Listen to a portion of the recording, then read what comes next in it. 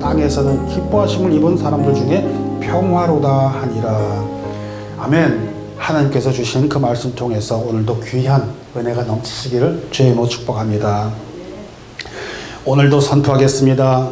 우리 하나님은 살아계십니다. 아멘. 그 살아계신 하나님은 우리의 기도를 들으시고 응답 주심을 믿습니다. 아멘. 할렐루야.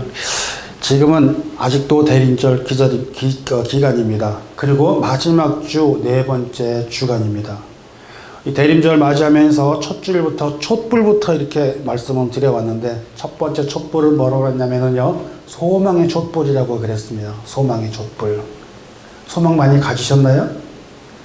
두 번째 촛불은 뭐라고 그러냐면은 평화의 촛불이라고 해서 평화의 촛불. 그 다음에 세 번째는 기쁨의 촛불이고요. 오늘 마지막에 촛불을 켰습니다. 그 촛불은 뭐냐면 바로 사랑의 촛불입니다. 사랑의 촛불. 사랑에 넘치는 그런 한 주간이 되시기를 바랍니다. 우리 주님 오신 것은 우리 주님께서 우리를 그렇게 지극히 사랑하셔서 오셨다는 것입니다. 결국 뭐냐면은 쭉 소망부터 평화부터 기쁨부터 쫙 가지면 결국 사랑으로 끝맺으면 한다는 것입니다. 우리 속에서 사랑의 많은 열매를 맺으시기를 주님의 이름으로 축복합니다. 그리고 다음 주일이면 무슨 날이냐면은 성탄절입니다. 하필이면 성탄절과 성탄주일이 겹쳐가지고 얼마나 복된 주인지 모르겠습니다. 정말 기쁜 날입니다. 그래서 성탄절을 맞이해서 우리는 우리 주님을 오심을 기뻐하면서 예수님을 예배합니다. 우리 주님 오시면 기뻐하며 예배합니다. 그 말을 뭐라고 그랬죠? 한마디로 딱 줄여서 메리 크리스마스라고 하였습니다. 바로 메리 크리스마스. 그 다음 주는 성탄절 맞이하면서 마지막으로 하얀 초의 촛불을 밝히게 됩니다. 그래서 이 성탄의 촛불이 완성이 되는 것입니다.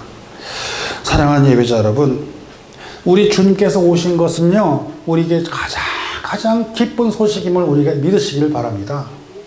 체험적으로 와닿지 않는다고요? 아니에요.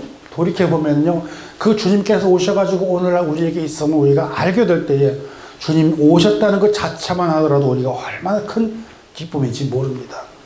예수님의 오심은 우리에게 구원의 길을 열어주시는 가장 기쁜 소식 중에 소식입니다. 이게 바로 뭐라고 그래요? 복음이라는 겁니다. 이게 바로 복음이라는 겁니다. 그렇다면 여러분은 지금까지 살아오시면서 과연 평생에 있어서 가장 기쁜 소식을 얻었다면 과연 뭐가 있겠습니까? 한번 생각해 보셨나요? 어르신들도 계시고 정말 오랜 세월을 살아오셨잖아요. 그 중에서 가장 기쁜 소식이 딱 하나 꼽으라고 하면 뭐겠어요? 뭐 같아요? 많죠. 근데 많은 것 중에서 또 뽑으려고 그러면요, 잘 안 나오죠. 너무 많아가지고.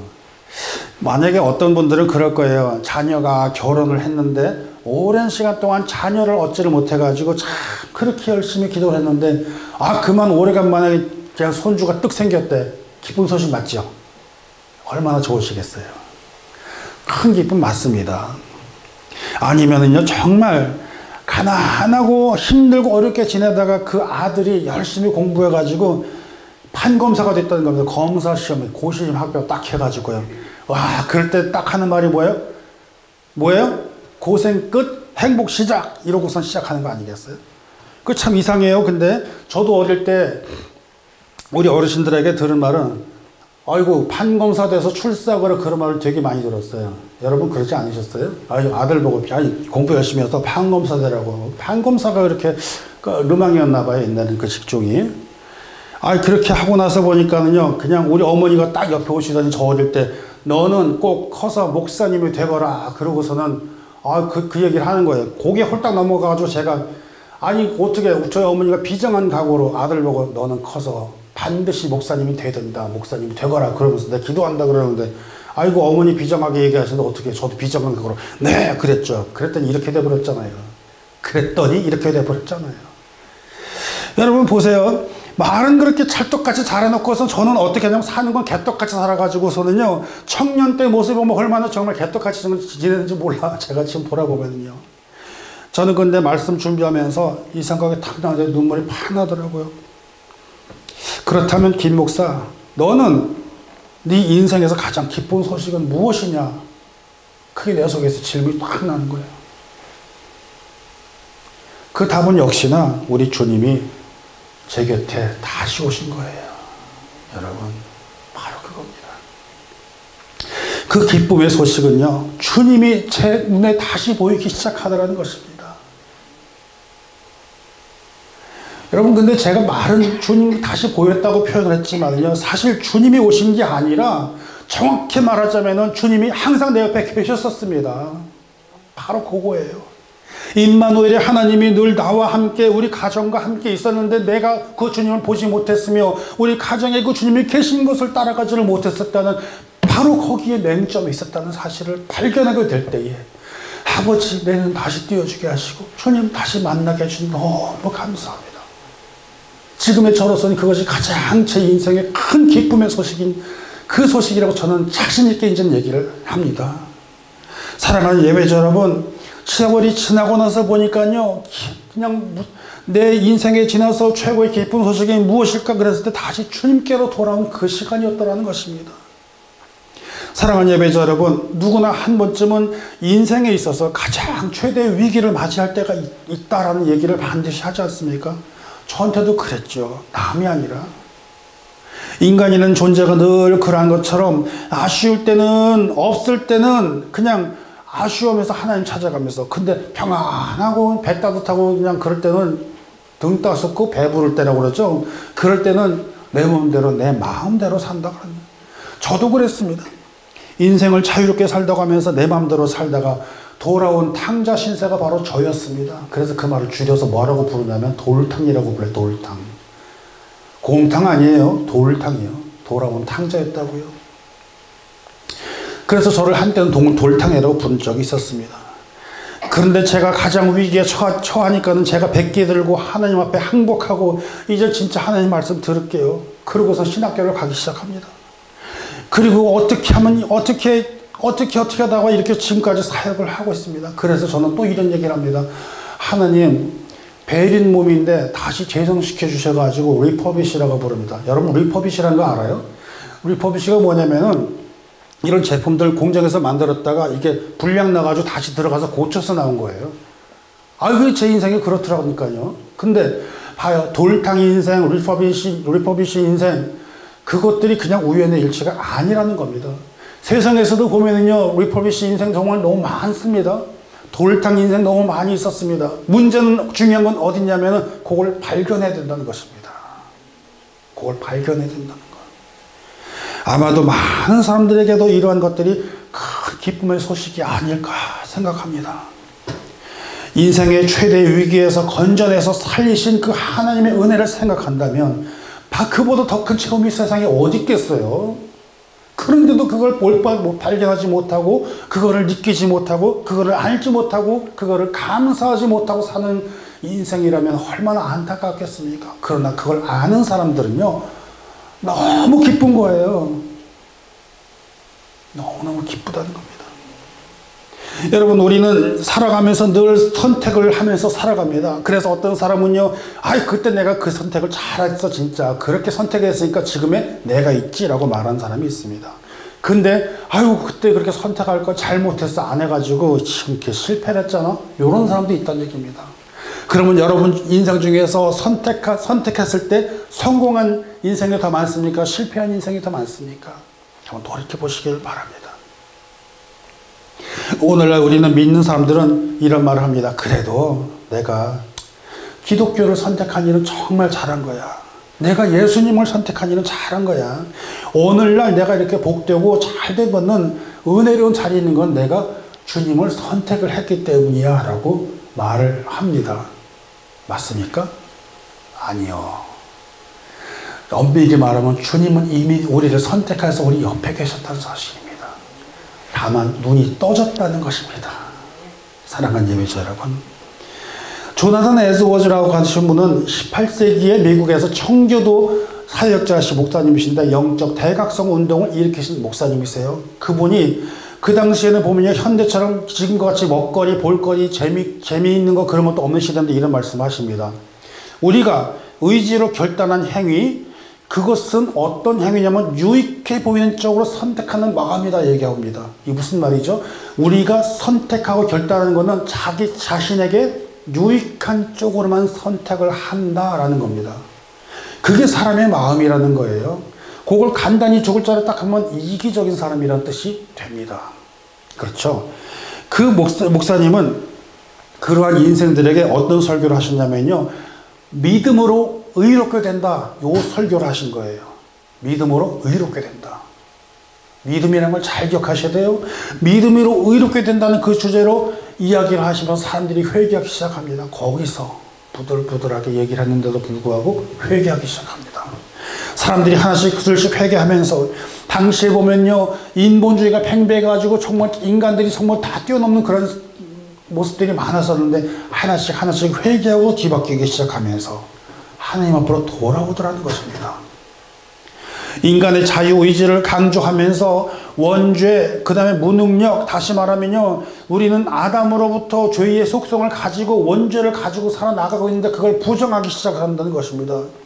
그러면서 인간의 자유를 강조하면서 이 결국 하나님 위에 인간의 자유를 두고 말하는 사람들이 너무나 많았다는 것입니다. 그래서 그 자유의지라는 것이 우리에게 주어지는데 그것이 정말 참 자유더냐? 그러고서는 대항을 하던 사람들이 많아졌다는 것입니다. 여러분, 우리가 이 말을 굉장히 조심해서 들으셔야 됩니다. 사랑하는 예배자 여러분, 이 말씀을 정말 경청을 하셔야 됩니다. 자유라는 것이요, 신앙과 교회와 사회와 나아가서 국가에 이르기까지 영향력을 지금까지도 계속 끼치고 있고, 지금 그것 때문에 다 뒤흔들려지고 있다는 사실을 우리가 알아야 된다는 것입니다. 정말로 참 자유라는 것이 어떤 자유인지를 사람들이 모른다는 것입니다. 여러분, 자유라는 논리로 사람들이 막 흩어버리기 시작해요. 그것은 그 속에서 사탄의 영향력이 크다는 걸 우리들이 모른다는 사실입니다. 굉장히 중요한 말씀입니다. 여러분, 사탄은 먼저 하와에게 접근해서 죄의 시작이 거기서부터 나오잖아요. 하는 말이 창세기 3장부터 딱 시작합니다. 하나님이 참으로 너희들 보고 동산에 있는 나무 실과를 다 먹지 말라고 그러더냐 그랬습니다. 맞아요? 그럴싸한데 아니라는 거예요. 아니, 다 해도 좋은데 가운데 있는 실과는 먹지 마라. 그게 뭐였죠? 선악과였다는 것입니다. 여러분, 오늘 창세기 살아가면서 지금까지 현대를 살아가는 사람들한테 이 말과 비슷한 뉘앙스로 우리 발목을 잡고 있다는 사실을 우리가 알아야 된다는 것입니다. 속지 말아야 된다는 것입니다. 하나님과 같이 된다 그러면서 너네가 그거 속은 거야. 그거 먹으면은 눈이 밝아져서 하나님처럼 눈이 밝아서 선악을 구별하게 된다는 거야. 사탕 발리면 싹 합니다. 진짜? 그래? 내가 왜 그걸 몰랐어? 그래서 무릎 탁 치면서 깨달은 것 같이 척해요. 그렇게 깨달은 것처럼 그렇게 판단합니다. 인간의 결정은 뭐라고 그랬죠? 바로 제가 조금 전에 자기 유익대로 선택한다. 그걸 이용한다는 것입니다, 여러분. 바로 자기 유익. 아담과 하와가 어떤 존재입니까? 아담과 하와가 어떤 존재냐면요, 우리가 그냥 우습게 생각하는데 우스운 존재가 아니에요. 모든 만물들, 동물들이 그 앞에 와가지고 내가 네 이름을 지어준다. 네 이름을 다 지어버리는 사람들이에요. 얼마나 정말 큰 권세와 권력을 가진 사람이란 말입니다. 그거는 몰라요. 보세요. 우리들도 어른들이 이름 지어주잖아요. 그 이름 지어주는 분의 권위가 어떤 분이십니까? 큰 분이에요. 지금도 저는 부모님이 지어준 이름을 지금도 못 바꾸고 있잖아요. 큰 권위라며 이름 한번 지어주는 거예요. 사랑하는 예배자 여러분, 그 짐승들이 아담과 하와 앞에 와가지고, 야, 너는 뚱뚱하게 생겼으니까 돼지야. 돼지 가. 그냥 막 지어줘, 그냥. 야, 너는 뿔 조심해. 너는 소해, 앞으로. 소. 너는 기어다니까 뱀해. 너는 요만하고 쥐새끼 같으니까 쥐해. 지멋대로 막 지어버린단 말입니다. 그게 이름이에요. 그러면 그 받은 대로 그대로 사는 거예요. 얼마나 그 위대합니까, 사실은요. 사랑하는 예배자 여러분, 프랑스 철학자 샤르트르라는 사람이 있습니다. 이 사람이 뭐라고 그랬냐면요, 인간이 정말 자유롭다면 하나님은 존재할 수 없다. 그 법칙을 하나님이 세워놓은 이상, 법칙이 아무리 사소한 것이라도 하나님이 주권을 갖는다면 인간으로서는 자유를 이룰 수 없는 거다. 그러므로 성경은 자유로운 하나님의 피조물을 창조해놓고 그들에게 자유를 줬다고 했지만은 피조물은 여전히 하나님의 법칙에 제한되기 때문에 자유는 없다 이렇게 말을 해봅니다. 물론 이 사람은 누구냐면 무신론자예요. 하나님을 반대하는 사람이에요. 이 말이 어려워 보이는 것 같지만 한마디로 얘기해가지고 하나님의 계심으로 하나님의 지켜야 될 법에 성경이 말씀하는 그 지배하는 그 자유 속에서 자유를 줬다고 그러지만 그건 결코 자유가 아니다라고 해서 자유를 부정해버리는 겁니다. 이걸 뭘 말하는 거죠? 방종을 얘기하는 거잖아요. 내 멋대로. 우연히 일치일까요? 정말 프랑스에는요 샤르트르라는 동네가 있습니다. 동네가 있어요. 그 동네에 뭐가 있냐면 성당이 있어요. 그 성당은요 1100년도경에 로마네스크 방식으로 건물이 지어져 있습니다. 성당뿐만 아니라 그 일대는요 뭐가 있냐면 로마네스크 형식으로 지어진 건물, 그 당시에 그게 유행이에요. 그 고대 유럽의 건축 양식이 가지고 오는데 특징이 있다고 그러면요 뾰족한 탑이 2개씩 있습니다. 하나씩, 2개씩. 이것이 지금도 존재를 합니다. 중세 유럽의 그 모양상 그대로 그렇게 만들어집니다. 중세에는 왜 그 뿔을 세웠냐면요 3가지 기능이 필요한데, 첫째는 뭐냐면 감시의 기능입니다. 다 고만한 성, 마을, 그 다 성주들이 있기 때문에 성에서 적군이 쳐들어오나 안 쳐들어오나 그걸 지키기 위해서 항상 뾰족탑 올라가서 망루에 올라가서 지키는 그런 역할을 했습니다. 두 번째는요 그 보면 사람들에게 알리는 겁니다. 저기서 온다 그러면 여기 땡땡땡 하고 그러면 주 마을 사람들이 다 모여요. 마을 사람들이 모이면 거기서 이제 아나운스먼트도 하고 뭐 그런 알린 내용도 얘기를 합니다. 그 다음에 세 번째로 높은 것은 성주가 있는 곳, 권위를 말하고 있습니다. 권위. 지키는 것도 있고 알리는 것도 있고 권위를 위해서 그렇게 만들기 시작했다는 것입니다. 여러분 이게 역사 강의도 아니면서도 이렇게 압축해서 이렇게 드리는 말씀의 이유는 뭐냐면요 오래전이나 지금이나 우리들의 모습이 이와 같다라는 것입니다. 사람들은 무심코 말하지 않고 지나가고 있는데 아직도 많은 교회의 건축 방식이 로마네스크 방식을 해서 짓고 있습니다. 권위주의적 예배의 땅을 건축한다는 것입니다. 제가 같이 함께하면서 지금 제가 KPCA 총회 아직도 그 간사하고 있는데 대표적인 교회 건물이 바로 명성교회잖아요. 거기도 뿔 2개가 있어요. 뿔 2개짜리 건물 교회가 많아요, 사실은요. 물론 그것은 인간의 권위가 아니라 하나님의 권위를 높인 그런 모습으로 만든 것 맞습니다. 그러나 아직도 그런 모습들이 있다는 모습을 우리가 생각을 해봐야 됩니다. 무엇입니까? 누구의 권위를 하느냐 중요하다는 것입니다. 누구의 권세를 앞서가려고 하느냐라는 것이 중요하다는 것입니다. 오늘날 인간들이 말하고 있는 자유라는 것은 하나님 안에서 속박받는 자유는 자유가 아니라고 외치고 있는 것이 지금의 세상에 있는 것입니다. 그래서 이렇게 혼돈스럽고 그래서 이렇게 많은 곳들에 우후죽순 어지러운 세상이 되어버린다는 것이고, 문화와 문명이 다를 뿐, 시대가 다를 뿐, 사람들이 살아가는 곳에는 언제나 보면 물질 만능주의, 권위주의, 자유, 방종주의가 뒤덮고 있다는 것 사실을 우리가 깨달아야 된다는 사실을 말하고 있다는 것입니다. 사탄의 존재가 바로 이것들을 이용합니다. 우리를 무너뜨리고 유혹 가운데서 죄의 구렁텅이로 빠지게 하고요. 우린 정말 착각하지 말으셔야 됩니다. 사탄이 우리가 생각하는 것처럼 여러분, 사탄이 무슨 뿔 달리고 험하게 피 질질 흘리고 그러고 나타나는 줄 아세요? 아니에요. 너무 예쁘게 잘생기게 멋지게 그렇게 나타나요. 속으면 안 돼요. 가장 좋아 보이거나 가장 유익하거나 내게 정말 도움을 줄 것 같이 아주 그렇게 다가오면서 부드럽게 다가옵니다.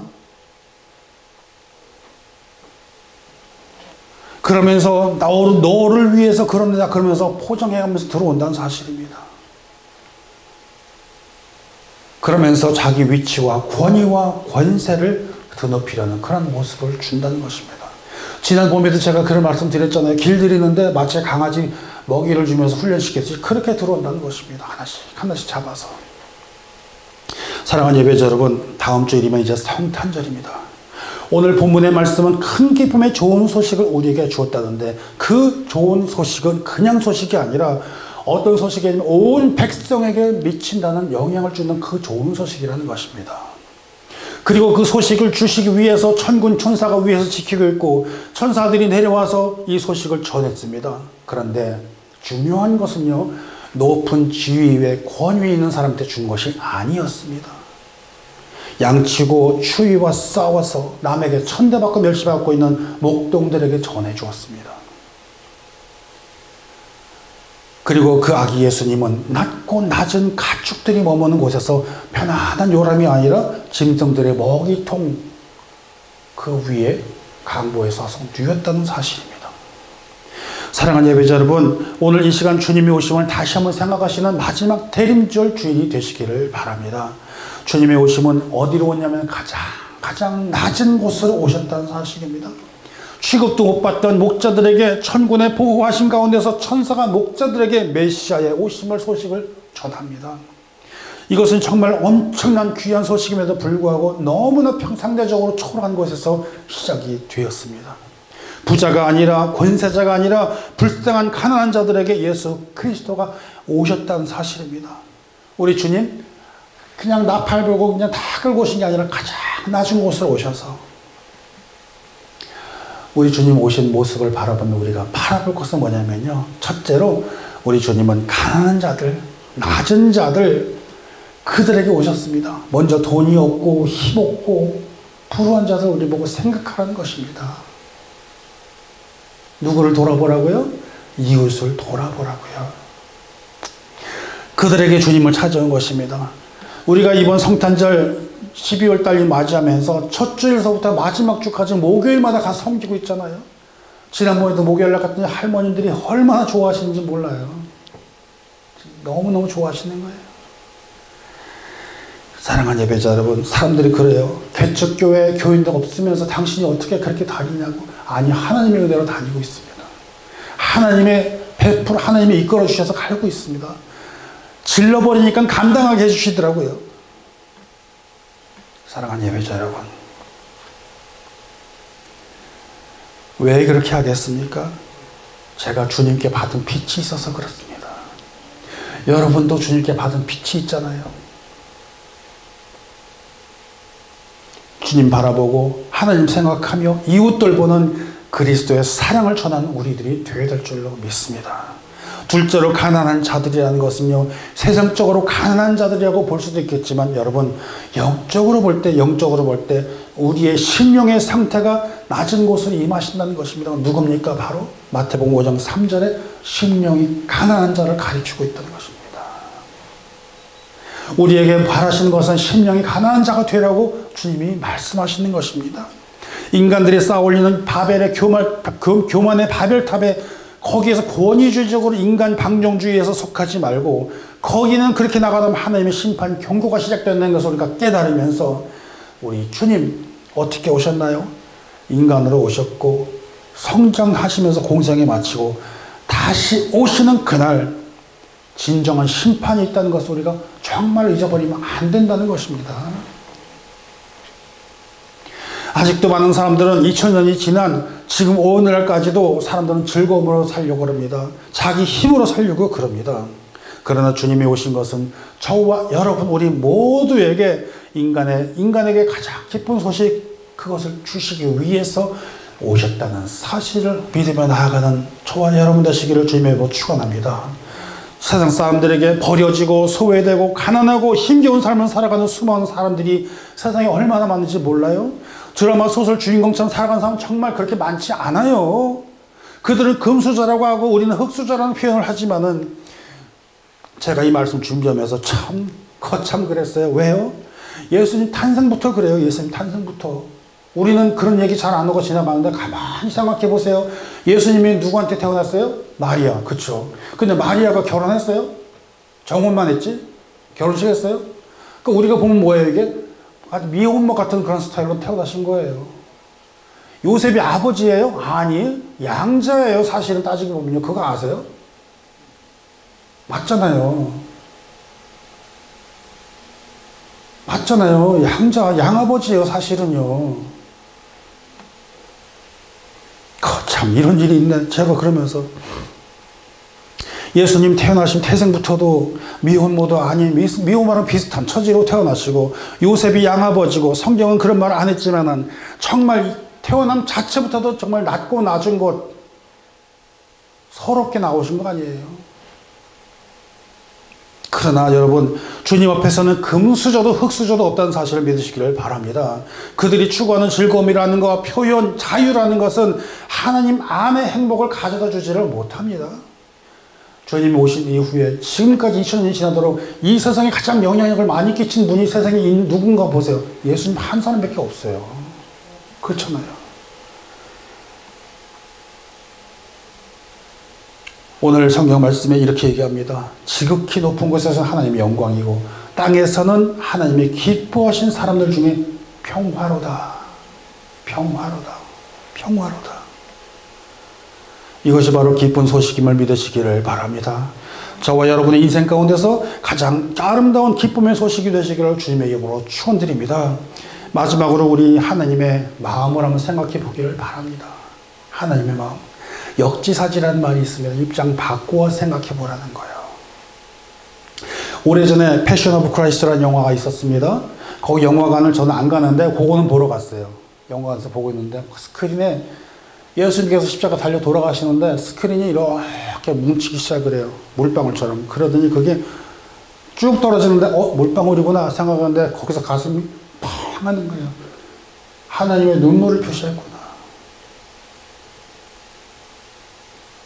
엘리 라마 사박다니 그러면서 외침에도 불구하고 하나님은 아무 대답도 없이 그저 위에서 눈물을 흘리신 것을 저렇게 표현을 했구나.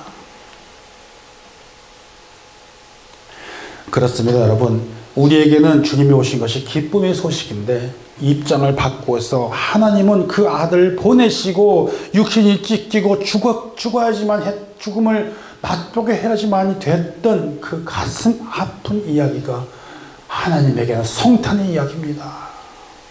맞잖아요. 누구 때문에요? 나 때문에. 누구 때문에요? 우리 때문에요. 사랑하는 예배자 여러분, 올해 다가오는 그 성탄절은 온전히 주님 생각하며 진정으로 우리 주님 기뻐하심과 동시에 우리 아버지 하나님께 감사하는 그런 성탄절이 되될 줄로 믿습니다. 그래서 우리가 축하하고 기쁨과 감사와 이웃 사랑을 실천하는 성탄절이 되시기를 주님의 이름으로 축원드립니다. 그 주님과 함께 동행하시며 날마다 승리하시는 우리 모두가 되시기를 축복합니다. 메리 크리스마스. 아멘. 기도합니다. 하나님 아버지.